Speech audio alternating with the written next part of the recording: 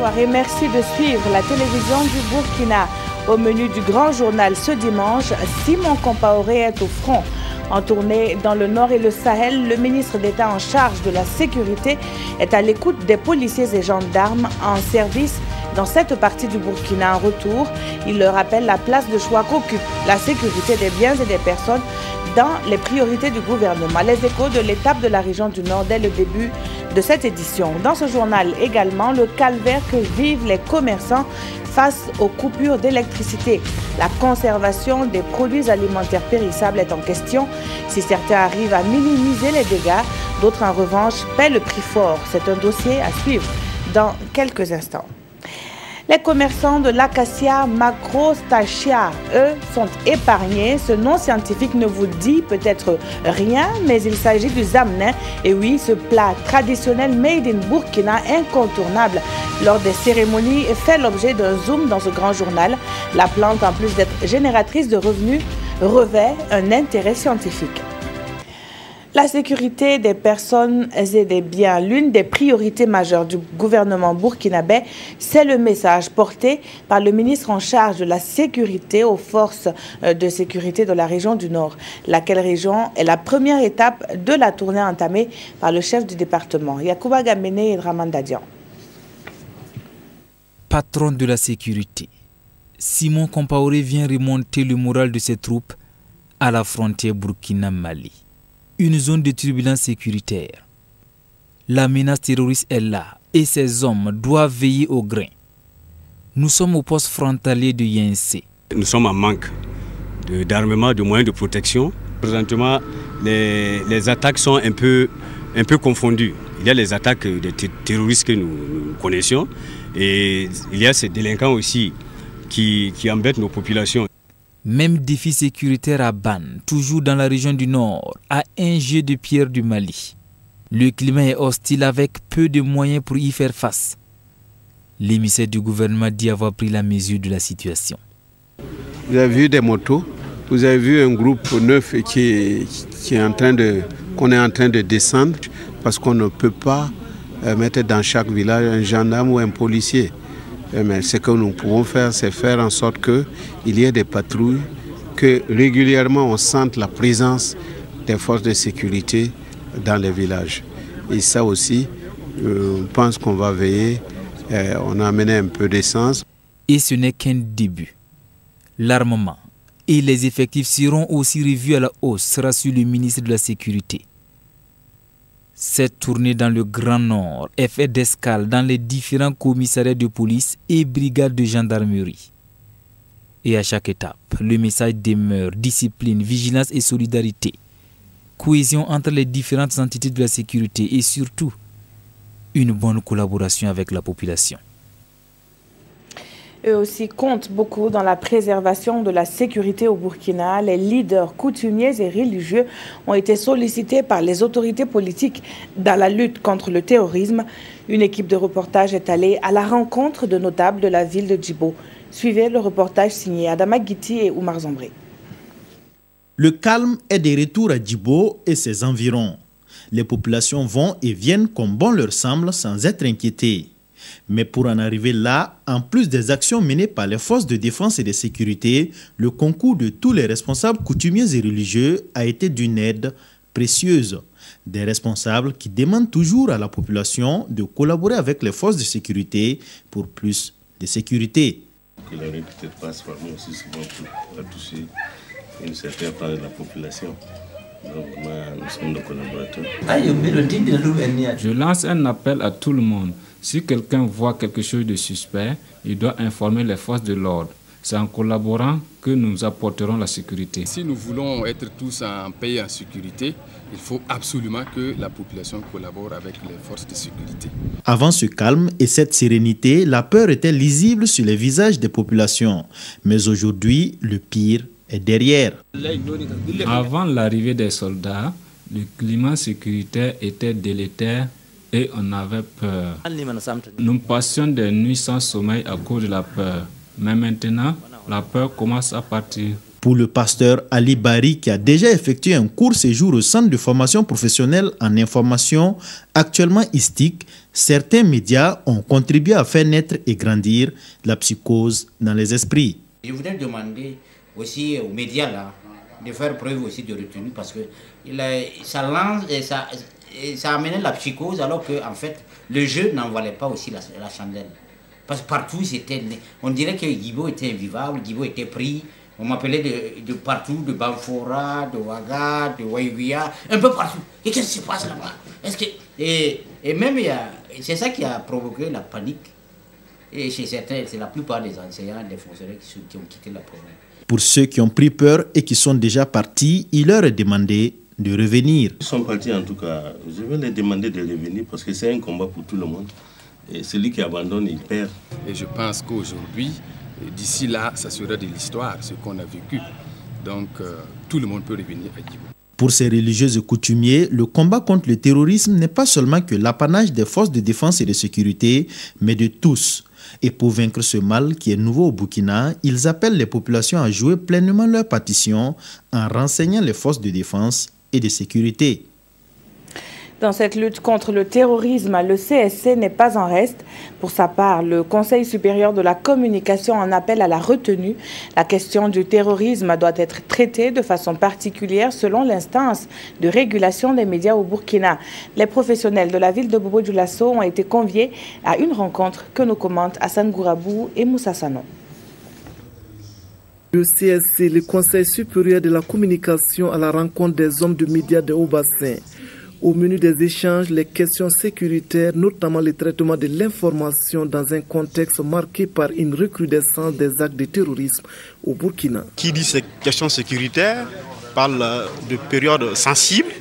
Donc il y a ce qu'on peut dire, il y a ce qu'on ne peut pas dire. Donc nous ne demandons pas aux médias de faire un blackout sur les questions sécuritaires, mais de prendre les précautions pour éviter de diffuser ou de publier des informations à caractère sensible qui peuvent s'aimer la psychose au sein des populations, mais aussi compromettre les efforts des forces de défense et de sécurité sur le terrain. À leur tour, les hommes de médias de Haut-Bassin font plusieurs recommandations. Ils demandent entre autres au gouvernement et aux forces de défense et de sécurité de communiquer suffisamment et au CSC d'initier une formation pour les journalistes et une sensibilisation du grand public. La situation l'oblige que le Conseil supérieur de la communication, qui régule en quelque sorte tous les médias au Burkina Faso, puisse communiquer et donner les règles nécessaires pour pouvoir traiter l'information. Pour moi, c'est une rencontre très importante qu'il fallait nécessairement tenir dans la mesure où elle porte effectivement sur l'information en matière de sécurité, en matière de consolidation même de la paix. Présent à la rencontre, le gouverneur de Haut-Bassin salue cette initiative du CSC, l'organe de régulation des médias au Burkina qui, pour mieux se faire entendre sur le traitement des questions sécuritaires, prévoit le lancement très bientôt d'un programme d'urgence intitulé Médias et sécurité, un programme qui vise entre autres la formation des journalistes et la sensibilisation des populations sur les questions de sécurité. Et puis la direction de la communication de la présidence communique que le président du Faso prendra part le lundi 10 avril à un sommet extraordinaire de l'Union monétaire économique ouest-africaine. Ce sommet de l'UMOA se tient à Abidjan en Côte d'Ivoire. Le président du Faso et ses pairs vont échanger sur les questions relatives au bon fonctionnement de leur institution. En marge de la réunion, Roch-Marc Christian Kaboré échangera avec des partenaires du Burkina sur des sujets liés au développement du pays. Dans la suite de ce journal, la visite de terrain opérée par les ministres de l'Énergie et des Mines dans la ville de Fadangourma, ils ont procédé au lancement des travaux de construction d'une centrale thermique d'une capacité estimée à 7,5 MW. Elle devrait accroître l'accès à l'électricité dans les zones rurales. Précision, Paul Yabré, Amidou Lankwande et Clarisse Nekema. La pose de cette première pierre marque ainsi le lancement officiel des travaux de construction de la nouvelle centrale thermique de Fadangourma. Cette centrale devrait renforcer les capacités de production du réseau national interconnecté en vue de garantir une bonne qualité de la fourniture énergétique aux populations de l'Est. La consommation de FADA, c'est autour de 2,5 MW et nous avons 7,5 MW qui seront disponibles. Donc ça veut dire que cette capacité de production pourra servir non seulement à alimenter la région de l'Est, mais sera également injectée dans le réseau interconnecté. Voilà, il permettrait donc d'alimenter d'autres localités dès lors qu'il y a un déficit de production électrique. D'un coût global de plus de 9 milliards de francs CFA, la réalisation de la centrale thermique de Fada est financée entièrement par la Banque mondiale. Un projet qui s'inscrit dans le renforcement des actions du Plan national du développement économique et social, PNDS. Depuis un certain moment, vous voyez que nous travaillons à renforcer les capacités de production au plan national. Et vous savez que les pôles portés par les grandes villes observent, ou en tout cas quelques difficultés depuis un certain temps. Donc on a un ensemble de projets que nous avons et que nous sommes en train de mettre en route pour que d'ici là, que l'agrégation de l'ensemble de ces projets puisse permettre donc de pouvoir rendre l'énergie disponible et accessible. À terme, la nouvelle centrale de Fada produira 7,5 MW d'énergie. Elle sera fonctionnelle dès le mois de septembre de l'année 2018. Mais c'est aujourd'hui que les commerçants voudraient solution au problème de délestage. Et pour cause, les pertes qu'ils subissent sont imputables au manque d'électricité. La chaîne de froid des produits alimentaires périssables n'est pas respectée. Certains ont développé des situations palliatives, tandis que d'autres ont du mal à s'y faire. Le constat avec Salifou Belem et Aimé Solange Guigma. Le délestage bat son plein dans la ville de Ouagadougou en cette période de canicule. Face à cette situation, comment gérer les aliments périssables? C'est le casse-tête chinois des tenanciers de charcuterie et de poissonnerie. Alterner entre la Sonabel et puis un groupe électrogène, c'est difficile. Pour pouvoir mieux le conserver, il faut atteindre une certaine température qui garantit toujours au poisson sa fraîcheur d'origine pendant un long moment. Et c'est ce que nous essayons de faire pour garantir la fraîcheur aux consommateurs. Voilà. Bon, avec les coupures qu'il y a, c'est vrai qu'on y arrive, mais c'est vraiment avec beaucoup de difficultés.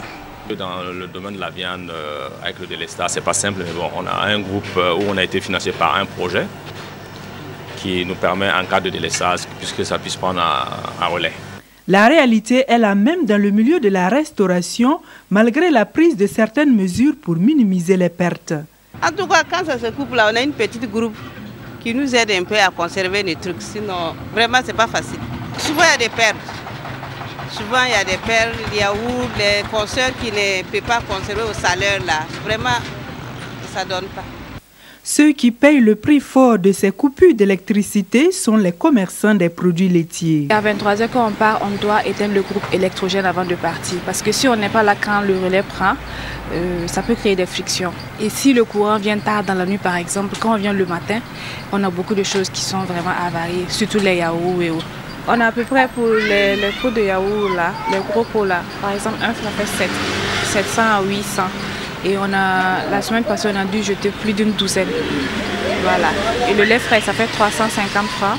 Et on a dû jeter 16, de plusieurs fournisseurs. Donc ça vaut au moins 50 000. Impuissance et inquiétude sont les sentiments des consommateurs face à cette situation. Une situation qui augmente le risque de consommation des produits avariés. Tout le monde est dans l'angoisse. Voilà. Quand on a du poisson conservé et qu'après il c'est un problème. C'est éviter d'acheter beaucoup de produits. Il n'y a pas de solution. Parce qu'avec les nourritures qui sont toujours conservées, là, je te t'amène avec la coupure, tu bouffes ça, par exemple comme les yaourts, les consorts, là, ça va être une mode de vente. Donc il n'a pas essayé de voir ça, ce qu'il peut faire pour que ça diminue un peu. Quoi. Pour réduire leurs pertes, les commerçants peuvent nous vendre des produits périmés au détriment de notre santé. Que Dieu nous préserve seulement. La vigilance doit donc être de mise dans le choix des produits alimentaires périssables par ces temps qui courent. On en vient à la consommation du zamné, un mets traditionnel apprécié par plus d'un ici au Burkina, incontournable lors des cérémonies telles les mariages et baptêmes. Le zamné fait la réputation d'une famille qui la commercialise depuis plusieurs décennies. Amadou Ilboudo et Maïmouna Traoré sont allés à la rencontre des consommateurs. Le reportage. Le zamné et la famille de Marguerite Rapademnaba, c'est toute une histoire. L'on pourrait même dire qu'il fait partie de son histoire. Depuis une cinquantaine d'années, on y vend du zamné. C'est la vieille Elisabeth Guigman, aujourd'hui âgée de 80 ans, qui l'a initié et l'a légué à sa fille. J'ai grandi, trouvé la vieille en train de faire son zamné. J'ai appris avec elle, j'étais à son côté, je l'aidais, donné un coup de main, jusqu'à ce qu'elle devienne vraiment vieille, fatiguée. J'ai pris la relève. Le zamné peut se manger seul ou accompagné de gonré, de pois de terre ou servi d'assaisonnement pour la sauce. Dans la région du Nord, les femmes mettent le zamané dans les sauces à base de kapok ou de feuilles de baobab. C'est un repas que moi j'ai appris à manger dès mon bas âge. Parce que chez nous, pendant les fêtes, nos mamans préparaient zamné ou bien le pois de terre qu'ils distribuaient à leur mari avec le beurre de karité là-dessus. Et ça faisait l'expression de reconnaissance pour les hommes. Aujourd'hui, ce plat, un mets traditionnel, est apprécié par de nombreux Burkinabés. Lors des cérémonies, presque tout le monde adore ça. Les gens aiment dire je n'aime pas le quotidien, épargnez-moi du quotidien. Je préfère ceci, cela, ça sort un peu de l'ordinaire. Et on ne trouve pas ça à tout moment, quoi. Donc quand je le gagne, je suis contente. Je peux le manger sans sel, sans huile. Et donc il n'y a pas de risque, quoi. C'est bien préparé avec assez de potasse. Je ne suis pas de la santé, mais je crois que la potasse aussi n'est pas mauvaise pour la santé. Achille Tenrebego marque toujours un arrêt dans le restaurant de Madame Rapademnaba pour savourer le zamné chaque fois qu'il est de passage au quartier Koulouba. C'est un lieu aussi que j'ai découvert grâce à mon papa. Et j'ai trouvé la dame un peu propre. Et tout le temps quand je passe à Koulouba, je n'ai le temps de m'arrêter déguster à son plat. Nathalie Soulga est venue en prendre à l'occasion de la journée traditionnelle organisée dans son école. Comme aujourd'hui c'est la journée traditionnelle, les mets locaux nous intéressent. C'est riche et c'est bien digeste. Pour toutes ces personnes rencontrées au restaurant de Madame Rapademnaba, ce plat mérite d'être modernisé, valorisé. Et cette valorisation est en cours à Saria, à quelques encablures de la ville de Koudougou, dans le centre-ouest du pays. Les chercheurs de l'INERA y étudient le comportement de l'Acacia macrostachia, le nom scientifique donc du zamné. Ils pensent à une domestication de la plante au regard de ses vertus. Nous en savons plus dans ce reportage signé Kouale Nebié et Vincent Kiandrebeogo. Des pépinières de l'Acacia macrostachia, plus connue sous le nom de zamné, à la ferme de recherche environnementale et agricole de Saria. Il s'agit ici de faire pousser de jeunes plants de cette espèce qui seront ensuite repiqués sur un autre site. L'Acacia macrostachia, le zamné, là, ça a été semé ici.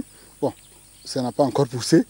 Et vous voyez que l'agent qui s'occupe de ça est en train d'arroser. Une fois que bon, ça va pousser à partir de...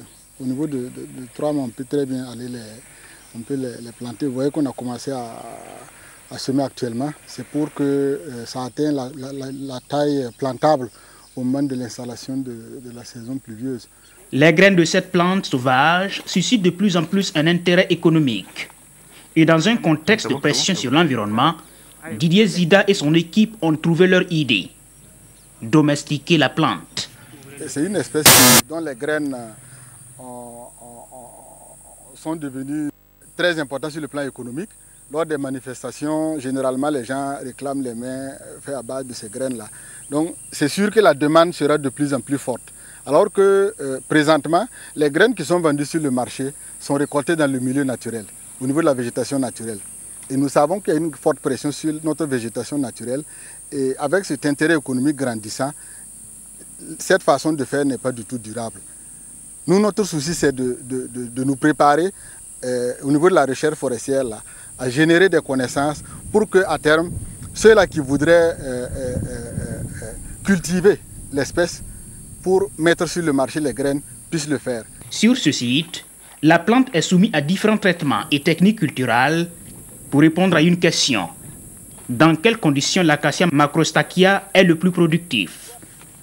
Après une dizaine d'années d'études, des réponses commencent à tomber. Alors, bientôt une nouvelle culture au Burkina Faso? Moi, j'imagine bien des vergers d'acacia macrostachya, comme on a des vergers de manguier, ça va arriver.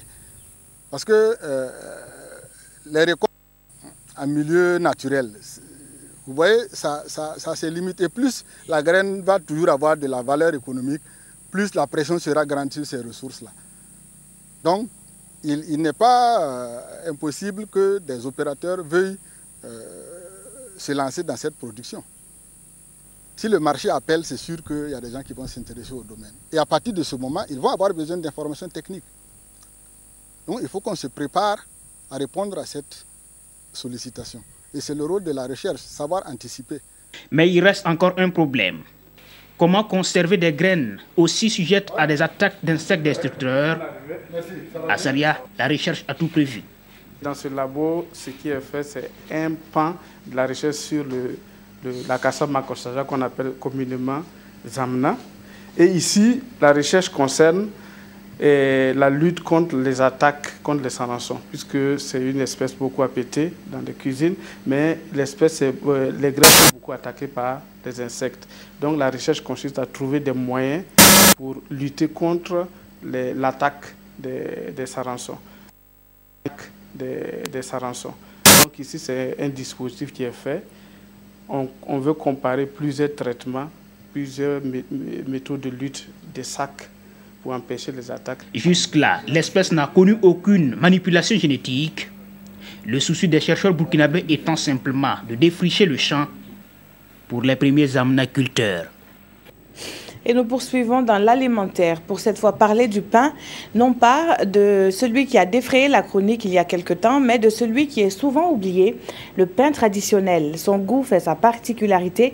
Sa fabrication, elle, est reconnue à Boussé, localité située dans la région du plateau central. Isaka Outraogo et Bouma Ernest Nebier. Le pain local fait son petit bonhomme de chemin malgré le boom des boulangeries modernes au Burkina. Nous sommes ici à Boussé, dans la province de Kouégo, une des localités où il est le plus fabriqué et vendu. Et c'est dans cette ambiance que vous êtes accueillis par les revendeurs de cette denrée de première nécessité. Un véritable business pour ces jeunes qui n'hésitent pas à nous le signifier. Nous pouvons gagner comme bénéfice par jour, dans la vente de ce pain, 2000 à 2500 francs CFA, de l'argent que nous utilisons pour faire nos dépenses. Parmi les revendeurs de ce pain, il y a des élèves. Comme c'est le cas ici de Moussa Kinda, en classe de 4e, qui met tous les week-ends à profit pour arracher aux passants quelques francs. Comme le soir, vers les 17h, je rentre, je bosse. Ouais, le matin aussi, je pars à l'école. Si le soir, je viens, je pars à la boulangerie voir. Je commence aussi à faire le pain là aussi. Richard Yamiogo, quant à lui, vient de Koudougou. Ici, il est à la recherche de la scolarité pour pouvoir poursuivre ses études. Des études qu'il a abandonnées cette année, faute de moyens financiers. Bon, je pense qu'ici c'est mieux. Ici, ça va. On peut vendre 2500 pains par jour, mais au Koudougou, on ne peut pas vendre ça. Au Koudougou, ça ne marche pas. Les passagers qui empruntent ce taxe Ouagaïouaïbia connaissent bien ce lieu de pain à Boussé. Beaucoup y font escale pour s'en servir. Ils l'achètent généralement dans ce type d'emballage qui contient 10 miches de pain à raison de 50 francs la miche. Un pain local qu'ils apprécient bien. Je vais aller rentrer mon parrain au village. Je pensais pour aller donner à Jean-Fan. Quand il regarde, vraiment c'est bon pain. Son goût il est particulier. Voilà, il nous renvoie en fait à quelque chose comme une certaine appartenance. Voilà. Donc ce pain local là, nous l'apprécions vraiment. Et c'est ici que tous les revendeurs viennent chercher le pain local. Une boulangerie locale qui approvisionne tout Boussé. Elle reçoit également des commandes venant d'autres localités, notamment Ouagadougou et Ouaïguia.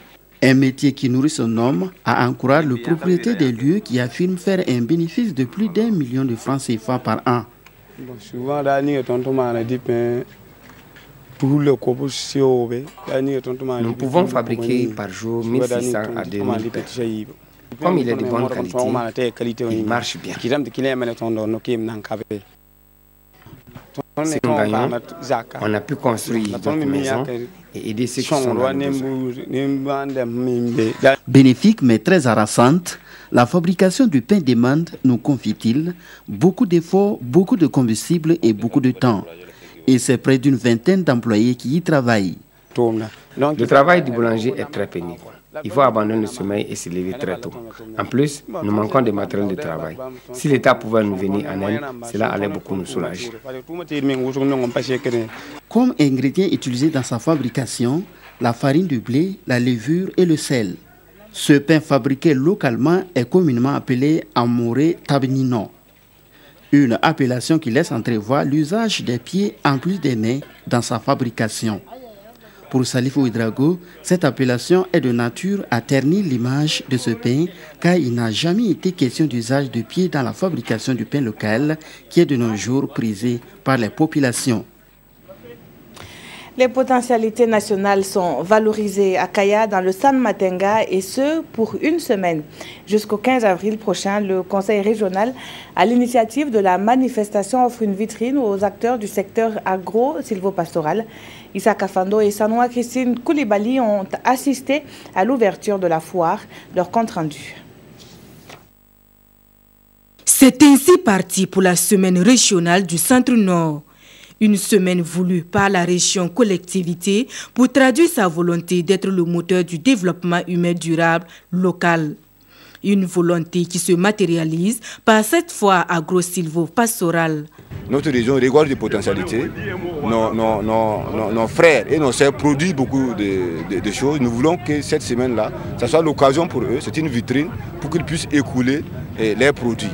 Alors nous avons ces problèmes qu'on a ici, c'est quoi? C'est que les gens produisent mais n'arrivent pas à écouler. Donc nous avons organisé cette fois pour leur permettre d'écouler leur production. La mobilisation des membres du gouvernement et des élus nationaux en dit long sur cette initiative. C'est un secteur primordial pour notre pays. Et ce sont des activités qui sont inscrites dans notre programme présidentiel et que nous conduisons. Et c'est tout à fait normal que nous venions soutenir de telles initiatives qui nous paraissent vraiment très bénéfiques pour la région. À côté de cette foire, la semaine régionale devrait permettre au Conseil régional de mieux se faire connaître des populations. Plusieurs activités ludiques sont également au programme, parmi lesquelles une course cycliste dont les lauréats sont ici récompensés. Direction à présent le Sahel, plus précisément dans la zone pastorale de Ekeou. C'est dans la commune de Falaguntou. Selon les experts, la zone est source de conflits potentiels entre éleveurs et agriculteurs. Fixer les limites de la zone pastorale, c'est la solution toute trouvée pour prévenir donc d'éventuelles crises. C'est un projet qui se chiffre à plus de 109 millions de francs CFA. Le point avec Bouraïma Kane et Seydou Zongo. Les acteurs de la zone pastorale d'Ekeou sont réunis afin d'échanger autour de sa sécurisation. Au menu, l'élaboration des règles de gestion, la définition des cahiers de charges et la matérialisation des limites de la zone pastorale. Le projet concrètement va réaliser une retenue d'eau dans la zone. Le balisage en tant que tel, c'est-à-dire c'est de mettre les bornes tout au long du périmètre de la zone pastorale. Il faut d'abord commencer à sensibiliser les communautés riveraines, et notamment mettre des relais communautaires et puis des cellules de négociation. Ces activités sont portées par le projet de sécurisation de la zone pastorale d'Ekeou, une initiative qui, selon les autorités communales, est à saluer et mérite un accompagnement pour le bonheur du monde rural. Certes, effectivement, qu'il y a déjà des populations au niveau de cette zone-là. Maintenant, avec le projet de pilotage qui sera mis en place, bien sûr, voire mettre en place des comités. Et c'est avec ces comités que nous allons travailler justement pour éviter qu'il y ait des mécontentements au niveau des villages. Nous, on se réjouit beaucoup de la création de ce genre de zone pastorale dans la zone. Parce qu'une partie de notre population qui partage la zone, et à savoir le village de Amarsing qui soit à côté, qui ici on crée Et cette zone-là, eux, ils peuvent venir avec leurs animaux. À l'issue de ces échanges, une feuille de route devrait sortir afin de permettre la fixation des limites de la zone pastorale des Kéou, estimée à 5600 hectares. Et puis, comme chaque dimanche, le rendez-vous du service des sports. Bonsoir, Jérôme Tiendrobego. Bonsoir, Peggy. Bonsoir, téléspectateurs de la RTV. Alors, on commence par les 16e de finale bis aller RCK contre Club Sportif Sfaxien qui s'est joué donc ce soir au stade du 4 août. Alors, vous savez très bien que le RCK a été reversé en Coupe CAF après leur élimination en Coupe en Ligue des Champions. Et bien, en 16e de finale, le RCK a croisé le Club Sportif Sfaxien cet après-midi même au stade du 4 août. Et le moins que l'on puisse dire, c'est que les Faucons ont sérieusement compromis leur chance de qualification. Ils sont inclinés 1-2 devant le club sfaxien. Le match a été joué à huis clos et sans supporters, cela s'entend. Et la RTV était là, ça a été retransmis en direct. Et pour ceux qui n'ont pas pu suivre ce direct-là, Kalfa Ouattara revient sur les détails dans ce reportage. La fin de ce match, voilà, c'est fait. La fin de ce match, voilà, c'est fait. L'horizon s'est assombri pour le Rail Club du Kadiogo. En s'inclinant 1-2 contre le club sfaxien, le RCK rend difficile une éventuelle qualification. L'atmosphère était trop pesante pour cette équipe des Faucons, obligée de jouer son match à huis clos et sans son entraîneur titulaire. Qu'à cela ne tienne, le RCK aborde de fort belle manière la rencontre et se signale dès la 13e minute sur ce coup franc d'Abouaka Sidiki Traoré. Les Faucons font le siège du camp tunisien, mais ont failli se faire surprendre dans les arrêts de jeu de la première période. 0-0 à la pause. À la reprise, les Tunisiens se métamorphosent et ouvrent le score à la 50e minute par Mohamed Ndoye. Une offrande de la défense des Faucons.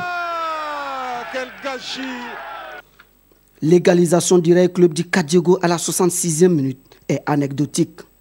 Le nouvel entrant Oussem Abessi hérite d'un centre parfait et inscrit le but de la victoire. 2-1 pour l'équipe tunisienne qui va envisager plus sereinement sa qualification le vendredi prochain. A contrario, mission presque impossible pour le Rail Club du Kadiogo. Dans l'actualité également, Jérôme Tiendrobego, le tournoi international de tennis de Koudougou.